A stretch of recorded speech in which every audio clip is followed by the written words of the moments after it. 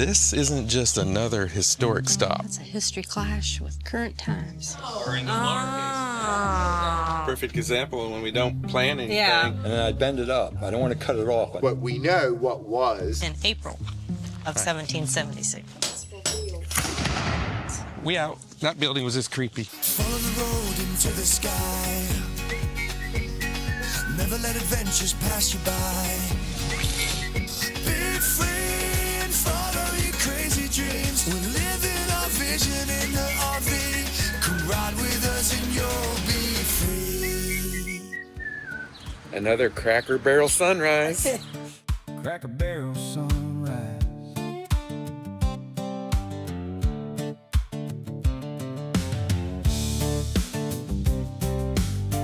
Across the Carolinas, again, that's going to be the focus if we do get any stronger. Woke up early in the parking lot. Hair all crazy, coffee still hot. We just left Christy and Ron's this morning, friends of ours, here at the Walmart parking lot, working for the day. And Christy and Ron got us these little cakes here, Nothing Bundt cakes. We've seen that place before, but we've never had them before, and they've got the gluten-free ones. They're so yummy. They're nothing but good. Very, very good. Nothing but, see what I did there?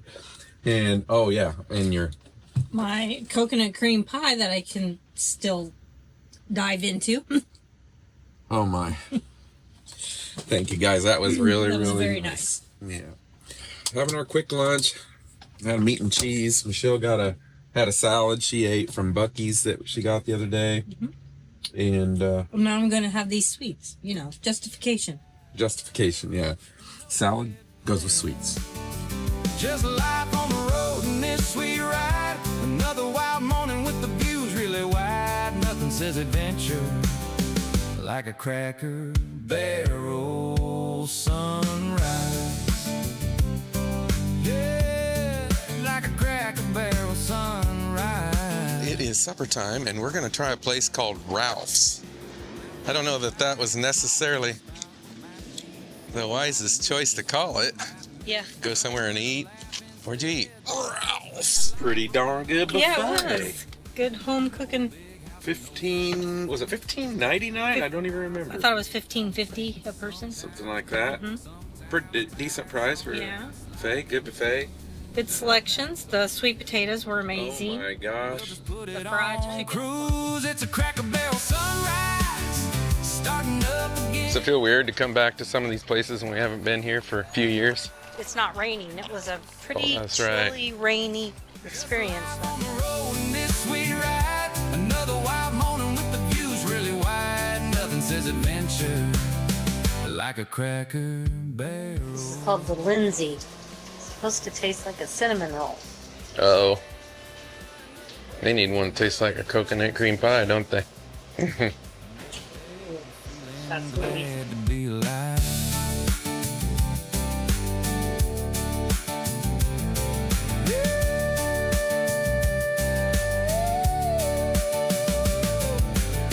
Another Cracker Barrel sunrise here in Roanoke Rapids, North Carolina. We're going to go down to Halifax, North Carolina here this morning. A little surprise for y'all. Some people stayed here last night, but right now,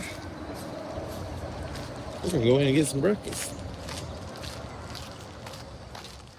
Are we ready to go, Biscuit? Yeah. AKA Pie Girl, Just a few things. AKA Sweets, AKA Shell. After spending some time catching up with our friends Tim and Judy and sharing a great breakfast, it was time to hit the road and head to Halifax, North Carolina for some surprising history we had never heard before.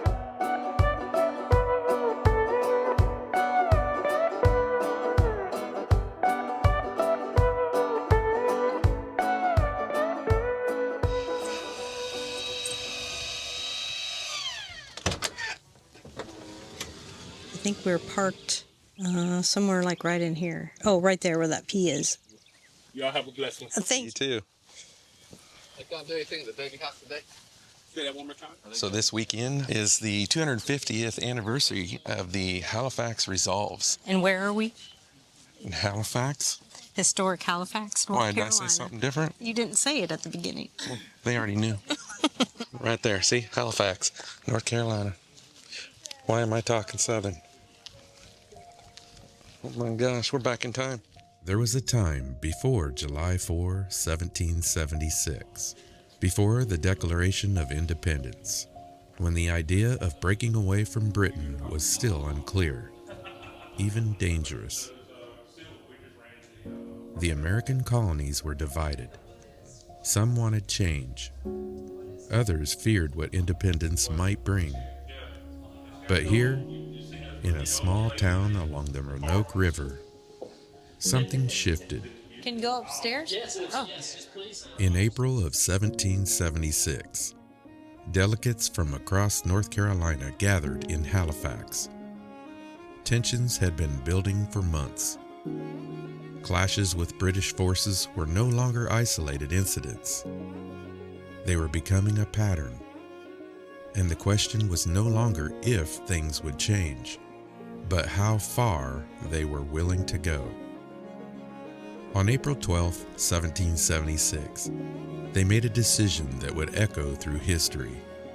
They adopted what became known as the Halifax Resolves. For the first time, an entire colony officially authorized its representatives to vote for independence from Great Britain, not to protest, not to negotiate, but to break away completely.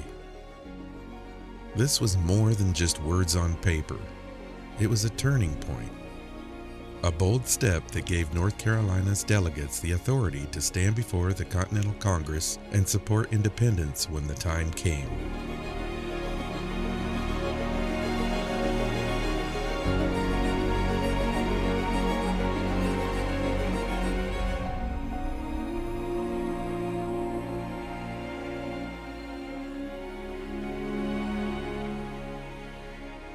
Just a few months later, in Philadelphia, the Declaration of Independence would be signed. But the momentum, the permission, the courage to take that final step can be traced back to right here. Today, at the Halifax State Historic Site, that moment is remembered. Not as a footnote, but as a beginning. A reminder that history isn't always made in the places we expect. And sometimes, the first step towards something world-changing happens quietly, in a place most people have never heard of. Let's say my hands are two planks, and in the hole is here. And in between those two planks, we would need to sew hemp rope. Hemp rope is not necessarily part of the lonely pine tree, but part of the lonely pine ecosystem. So what do you mean by that, Earl Hines? Great question. So where we are presently was originally a lonely pine savanna. The Owens House was built in 1760, making it the oldest structure in historic Halifax. At some point, one of the owners decided he wanted a new view. The house was placed on logs, and it was rolled through town, pulled by a team of oxen. It kind of speaks to the industry of people in the 18th century and their determination, and early 19th century as well, their determination to get something done. Even something as large as of an undertaking as moving a house, which we still have problems and logistical issues with in the 21st century.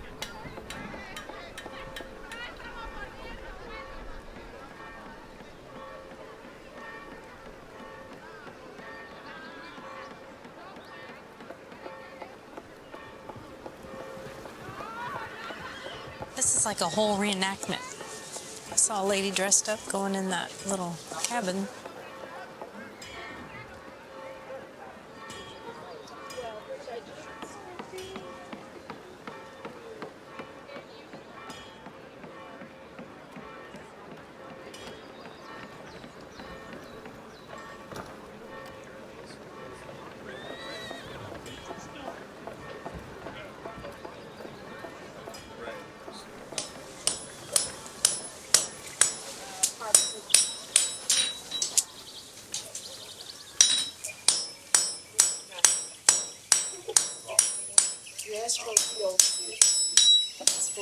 So I knew right away what it was, but you can see this is wrought iron, and then there's a piece of high carbon steel forge welded to it. You can see the seam.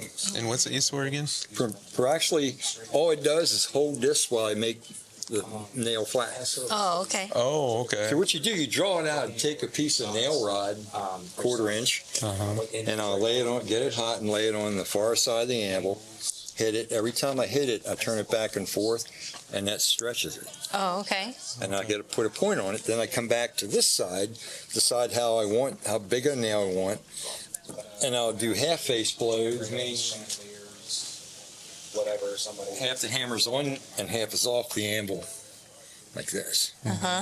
Back and forth, and that separates where the head and the shank's going to be. And I draw that out, and then I put it on the hardy and cut it while it's still on the main rod. I leave a little extra material, and then I bend it up. I don't want to cut it off. I bend it up. So now I have a nice long handle. I can put it back in the fire one last time. You bring it out, twist it off, put the rod back in the fire, and then a little bit of head will be sticking up. And all this tool does is hold it while I hammer it down flat. And it's a rose head nail, so the last 4 hits are on an angle. Okay. That's what gives you the... Kind of like a pan head. Yeah. Oh, that's really cool. So a good nailer back in the 18th century did 2 to 3 a minute. Oh, really? wow. In a minute. He Oh, wow.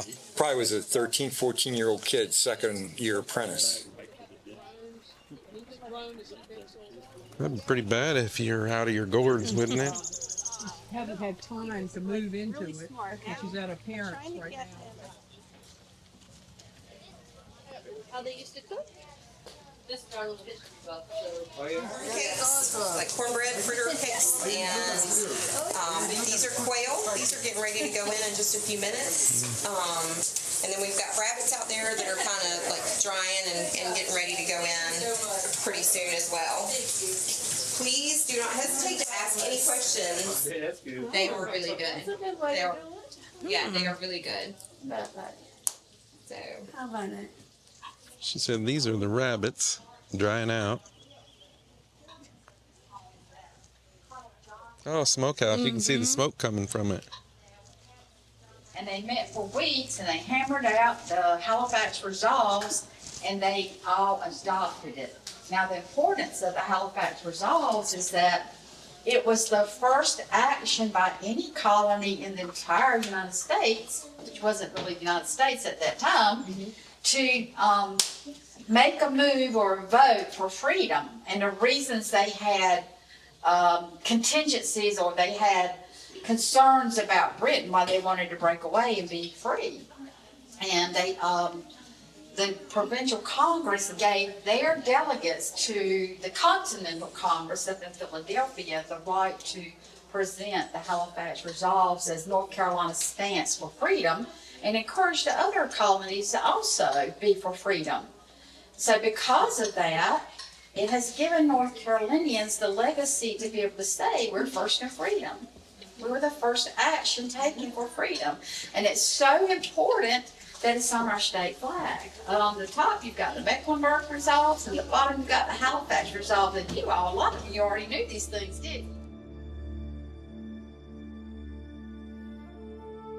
Tucked away in the heart of historic Halifax is a building that's more than just wood and brick. It's a direct link to the birth of American independence. This is the Bradford Denton House. Built around 1760, this was the home of Colonel John Bradford. Why does that matter? Because 250 years ago, Bradford was one of the men who stood right here in Halifax and voted for the Halifax Resolves, the first official call for independence from British rule. But this house hasn't always been here. In a massive preservation effort, it was actually moved from its original site miles away to save it for history. Today, it stands as a window into the 1700s. When you walk through these doors, you're walking the same floorboards as the pioneers who decided that someday was today.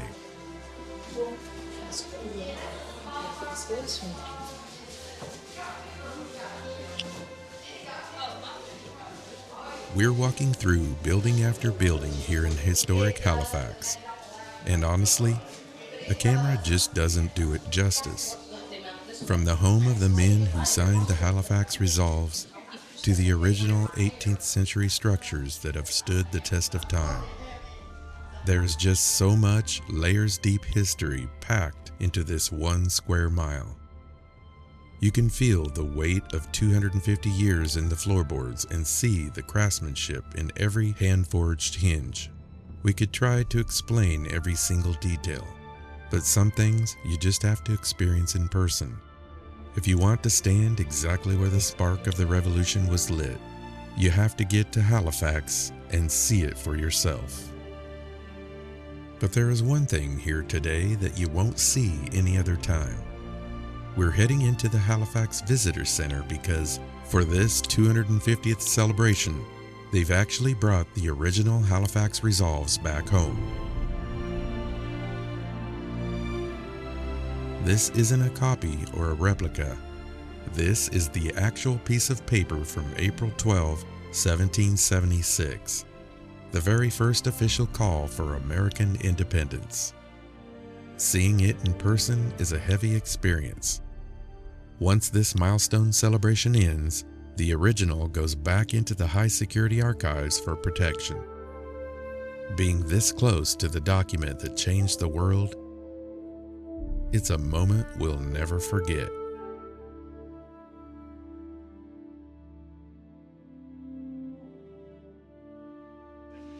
So it's just across the front. I didn't realize that's where it's great.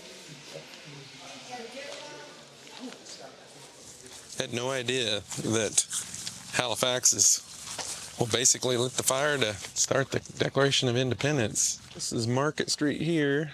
Or over there. Apparently where the 10 is, or somewhere right here, is where the old courthouse used to be.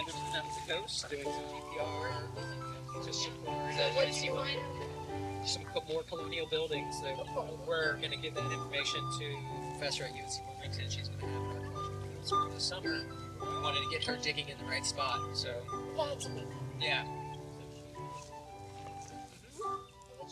All your little letters, the lowercase letter, are in the lowercase. Oh, that makes sense. That's how little that is. Let's see it. Oh my gosh. Oh, sorry. No, that's fine. You should have his show. Oh. Yeah, This so hasn't you changed. be in here, You have to be very dexterous. and you would know all these are different. So you're not going to be putting stuff back just anywhere. Well, So you once gotta- you finish it, you got to put it on. Yeah, you got to wash it and put it all back. Start over. I've been editing for years and I never knew.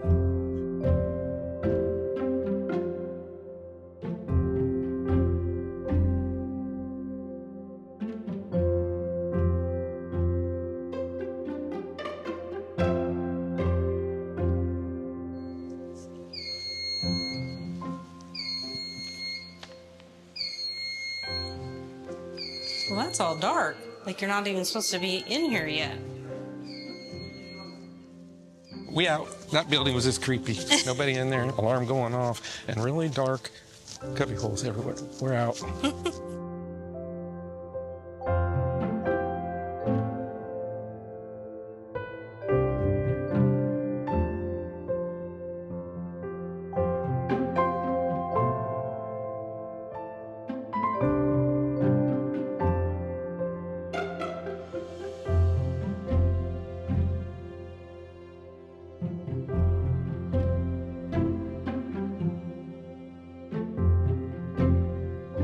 Basically saves it. Okay. And it gets moved out up that way near where the visitor center is, and then in 1976 when it gets acquired, 75 when it gets acquired by the state, they do some archaeological work and they realize something very important. Excuse me. There's nothing 18th century. Oh, thank you for coming out. There's nothing 18th century. There's not anything 18th century. So they realized the house is probably about 1806, and it's the law office for Mr. Thomas Burgess, and he would have lived upstairs. But the house is, when you read the house, it's 3 bays wide, and a bay is a hole in the house. Door, window, window. It's one room deep, and a story and a half long. Oh, okay. Because he was upstairs. Yeah. But the sad thing is, when they did the archaeological work, they didn't find kitchen, they didn't find smokehouse, they didn't find anything. Unfortunately, so we don't know what else was. But we know what was with the house because you look at what was with other houses, but we don't know where the kitchen was, where the smokehouse was, where the wash house was. Right?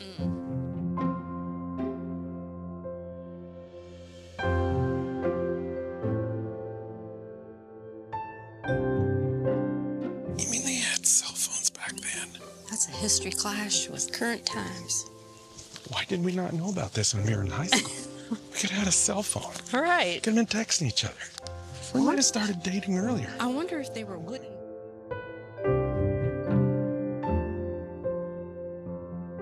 I found something for you. What? Look. A reusable toothpick. Yeah, see, you don't have to keep buying all those toothpicks. Oh, you mean that wasn't a toothpick over there? You actually have quail toothpicks. That might hurt. Yeah.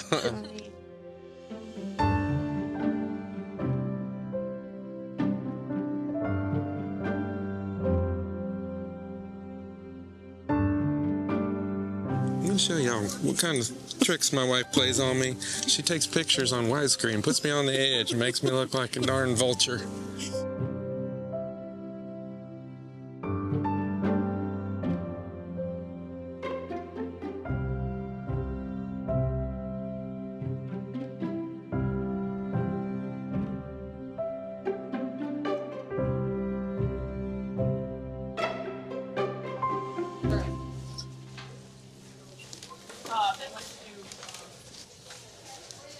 It's good in here. What are those cinnamon rolls over there? I see that.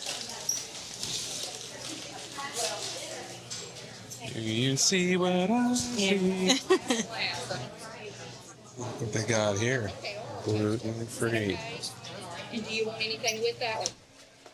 Well, they had these little gluten-free cookies in there, so we had to try that. I think they're snickerdoodles. You want to open it up and give it a try? Lemonade. I know, that was weird, sorry. Open up. Looks good. Like a baby bird. That's pretty good. Yeah. Yeah, a lot of stuff in there looked really good.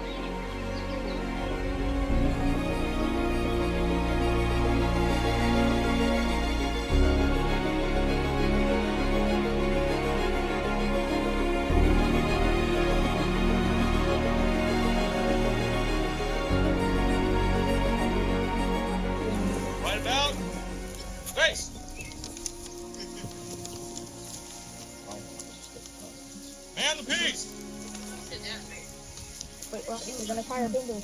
You're gonna fire a boom boom. Cover your ears. Fire in the hole! Fire!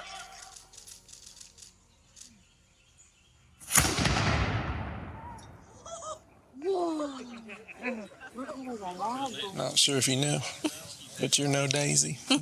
That's not a daisy. That's right. That's why you're no daisy. We had a good time walking around today. I think we got lucky kind of stumbling on perfect timing to where we were in Halifax, North Carolina during their 3-day celebration. See, there's another perfect example of when we don't plan anything and it just worked out. And this is really something to work out to the day that we are here, 250 years. Yeah. So they're having a 3-day event, Friday through Sunday. Today is Friday. They kicked off with some events, and Saturday, tomorrow, they have a lot more going on, and then some more on Sunday as well.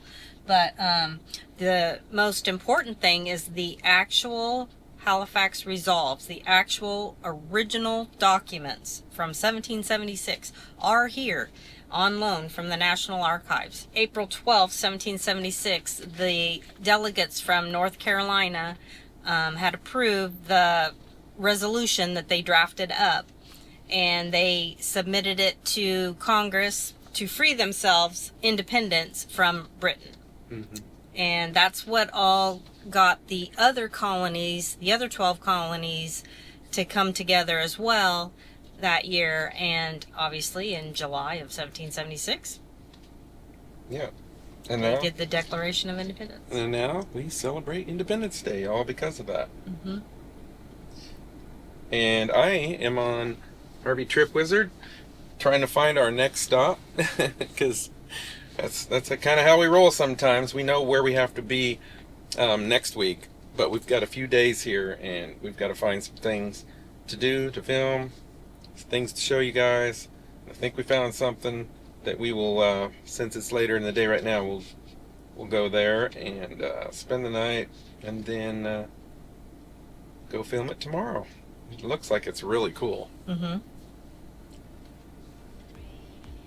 See you next week. Let's celebrate. Call it a day and celebrate. Let's celebrate. Call it a day. Don't forget to subscribe to our channel, click that little bell, and hit that thumbs up. See you next week.